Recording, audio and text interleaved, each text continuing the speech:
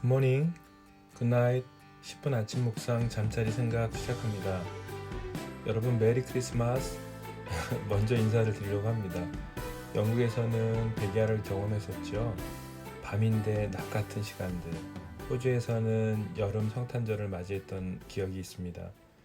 미국에서는 거의 1개월, 어떤 경우는 2개월 전부터 모든 집들이 성탄 트리로 한 그 화려한 보스턴의 그 거리들을 기억합니다. 한국에서는 성탄절 즈음에서나 성탄의 기쁨의 분위기가 있지만 말입니다. 그래서 저희는 조금 보름 정도 먼저 여러분 성탄 인사를 드리려고 합니다. 메리 크리스마스입니다. 저희 가정은 11월에 미리 트리를 했습니다. 예수님의 성탄을 기뻐하기 위해서입니다. 저와 가족을 위해서 기도하는 동역자 한 분이 문자를 주셨습니다. 올해 성탄절은 1월 9일이 될 것이라고요. 그 이유는 여러분 아시죠? 네, 코로나로 인해서 산타 할아버지가 2주 자가격리를 하고 온다고 합니다. 그래서 1월 9일이라고 합니다. 너무 재밌죠? 네, 갈라디아서는 오늘로 마무리가 될 것 같습니다. 더 많은 보물 같은 내용들이 있지만 6장의 마무리 부분을 마무리하려고 합니다. 하늘에 보는 성경은 여러분 다른 본문들도 틈틈이 제가 올려보겠습니다. 다음 묵상 본문은 잠언으로 하려고 합니다. 오늘 주제는 예수의 흔적을 가진 자들이라는 제목이고요. 갈라디아서 6장 17절 18절입니다. 이후로는 누구든지 나를 괴롭게 말라. 내가 내 몸에 예수의 흔적을 가졌노라. 형제들아, 우리 주 예수 그리스도의 은혜가 너희 심령에 있을지어다. 아멘. 다시 한번 읽겠습니다. 이후로는 누구든지 나를 괴롭게 말라. 내가 내 몸에 예수의 흔적을 가졌노라. 형제들아, 우리 주 예수 그리스도의 은혜가 너희 심령에 있을지어다. 아멘. 바울을 괴롭혔던 것이 있다면 여러분 아시는 것처럼 바울의 사도권에 대한 정통성에 대한 시비였습니다. 그래서 갈라디아서 1장서부터 자신의 사도직에 대한 걸 변론을 많이 했죠.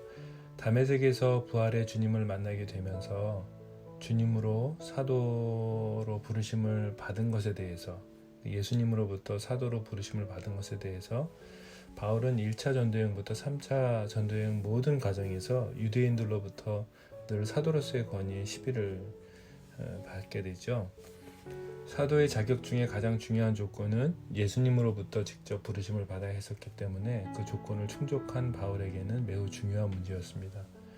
사도권의 도전은 자신이 전하는 복음에 대해서 훼손하려고 했었던 논리로 유대주의자들이 사용했기 때문에 사도 바울의 1차 전도여행을 마치고 유대인들의 시비거리가 된 바울은 아주 강하게 이것에 대해서 자신의 사도권에 대해서 말했습니다. 바울은 말합니다. 이제 후로는 나를 괴롭게 하지 말라. 내가 내 몸에 예수의 흔적을 지니고 있다라고 말하는 이유가 있습니다. 만약에 사도권에 대해서 문제가 생긴다면 사도 바울이 전하려고 하는 그 복음에 대해서 문제가 있다고 여기도록 유대주의자들은 그런 논리를 폈었죠. 여러분 헬라어 스티그마는 흔적이라는 뜻의 말로 오늘날로 말하면 타투 혹은 문신에 해당합니다.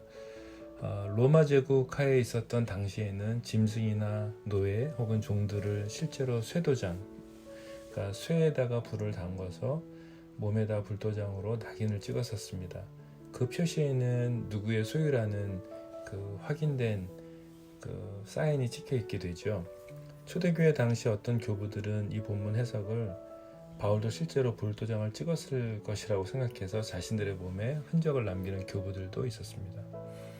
스티그마, 즉 바울은 자신에게 예수의 낙인이 찍혀 있었는데 나는 영원한 예수님의 소유다. 나는 그의 노예다 라는 의미로 말하고 있는 것입니다. 아주 강력한 개념의 종의 단어죠. 절대적인 복종, 절대적인 충성의 의미를 가지고 있습니다. 종에게는 진정한 자유가 있습니다. 역설이죠. 내 주인이 있기 때문에 주인이 세운 경계 안에서 자유를 누릴 수 있는 것입니다. 여러분 우리가 흔히 결혼도 이 부분에 대해서 표현할 때 많이 예화를 드시죠. 많은 분들이. 구속의 의미를 가집니다. 결혼 역시 구속의 의미를 가집니다. 남편과 아내는 서로 구속하는 결혼으로 들어옵니다. 이 구속은 진정한 자유함을 서로에게 줍니다. 이제는 다른 이성들로부터 자유함이 보장되는 것이죠. 내 아내만, 내 남편만 사랑하면 되는 진정한 자유, 정말 큰 자유죠. 우리가 그리스도의 신부라는 경계는 너무 큰 자유를 부여하는 개념입니다. 이것을 묵상하시면 참 좋겠습니다. 나의 진짜 주인은 누구인가? 바울은 율법 안에서 흔적이 있었습니다. 8일 만에 할례를 받은, 그리고 엄격한 율법의 교육, 그리고 열심히 있는 자로서 흔적이 있었습니다. 바울은 또 하나의 흔적이 있었죠. 그리스도 안에서의 정말 많은 고난을 받았습니다. 유대인의 핍박으로 죽은 것으로 버려지기도 했었고, 죽은 것처럼 버려지기도 했었고, 그는 주님을 향해 늘 죽임을 바랬습니다. 순교에 대한 생각을 늘 하고 있었죠. 그는 자신의 고난을 자랑했습니다. 죽을 뻔한 태장을 몇 번 받기도 했었고, 파선한 바다가 파선하는 바람에 바다 위에서 3일간 물에 떠 있었던 시간들도 있었습니다. 바울은 사도로서의 흔적을 받았습니다. 이방인의 사도로서 택함을 받았어요. 복음의 사도로 택함을 받고 열심히 그리스도를 전했습니다. 사도로서 주님을 증거하는 삶을 살아가는 흔적이 그에게 있었습니다. 바울은 오늘 본문을 통해서 저 자신을 바라보기도 했습니다. 내 안에 어떤 흔적이 있는가? 내가 주님의 복음을 전하기 위해서 당한 고난이 있는가? 교회를 위해 헌신하고 충성된 흔적이 있는가?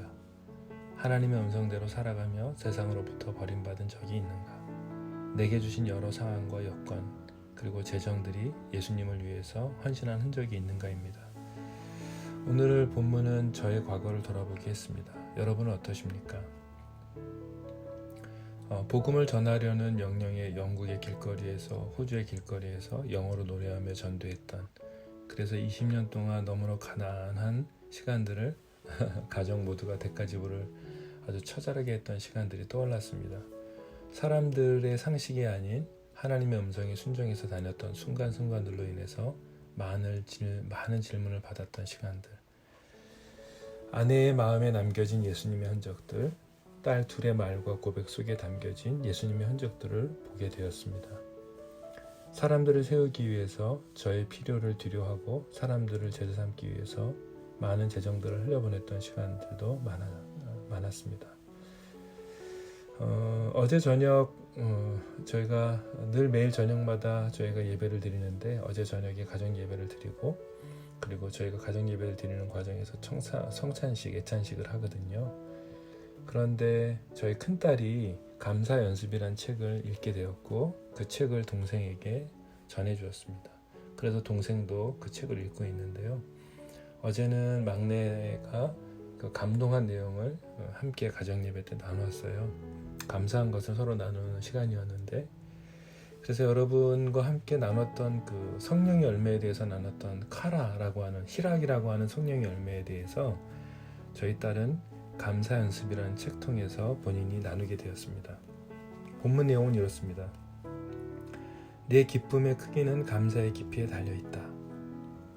내 기쁨의 크기는 감사의 깊이에 달려있다. 감사할 수 있다면 기쁨은 늘 가능하다. 언제나 바로 지금, 어디서나 바로 여기. 기쁨의 성배는 어디 먼 나라에 있는 것도, 극한 감정적 경험에 있는 것도 아니다. 놀라운 기쁨은 바로 여기에 있다. 여기. 이 구질구질한 지금, 찌르는 아픔이 있는 지금, 놀랍게도 기쁨이 가능하다. 우리가 죽기 전 보아야 할 유일한 장소는 하나님을 만날 수 있는 이 자리, 지금 여기다.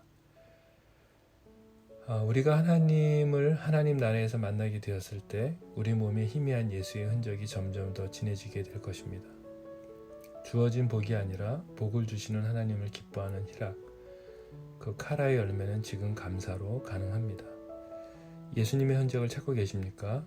여러분과 저의 남은 시간, 주님이 부르시는 그날까지 전생에 걸쳐서 예수님의 흔적을 가져가야 하는 것입니다. 고린도서 4장 10절 말씀이 있습니다. 우리가 항상 예수의 죽음을 몸에 짊어짐은 예수의 생명이 또한 우리 몸에 나타나게 하려 함이니라. 우리가 항상 예수의 죽음을 몸에 짊어짐은 예수의 생명이 또한 우리 몸에 나타나게 하려 함이니라. 고린도후서 4장 10절 말씀입니다. 하나님의 거룩함을 지켜내기 위해서 내가 죽음과 같은 어려움을 당해도 감사한 것은 예수님의 생명이 우리 몸에 나타나기 때문입니다. 여러분, 성령의 열매 희락을 얻으십시오. 그것은 항상 하나님 앞에서 감사를 시작하는 것입니다. 내 기쁨의 크기는 감사의 깊이에 달려 있습니다. 기도하겠습니다. 아버지 하나님, 제게 아빠 아버지가 되어주셔서 감사합니다. 오늘 거짓이 판치고 진리가 바로 서지 못하는 세상 속에서 거룩함을 지켜 예수의 흔적을 갖게 된 우리 모두를 향해서 잘하였다라고 격려해 주셔서 감사합니다. 하나님, 저는 다른 누구의 종, 어디 단체에 속한 종이 아니라 예수님의 종으로 예수님의 소유로 살게 하시고 알게 하셔서 당당한 기쁨을 누릴 수 있는 은혜를 주셔서 감사합니다. 주님, 눈을 들어 도움이 어디서 오는지 알게 하시고 새로운 문을 여셔서 진정한 아버지의 자녀로 걸어갈 힘을, 또 동역자들을, 중보자들을 주셔서 감사합니다. 갈라디아서를 묵상하며 우리 안에 아직은 흐릿하지만 점점 더 선명해질 예수님의 그 아름다운 흔적을 보게 하셔서 감사합니다. 함께 묵상하며 오늘의 삶을 이겨내고 있는 저와 모두와 동행해 주시는 거 하나님을 찬양합니다. 예수님의 이름으로 기도드립니다. 아멘. 여러분, 갈라디아서 묵상을 마치겠습니다. 여러분 정말 수고 많으셨습니다. 최근에 저의 여러 가지 상황을 들으시면서 한 분이 문자를 주셨어요. 늘 어려운 길을 선택해서 가는 저에 대해서 축복한다고 말씀하시고 늘 저의 곁에서 서서 함께 기도하겠다고 하는 큰 격려였습니다.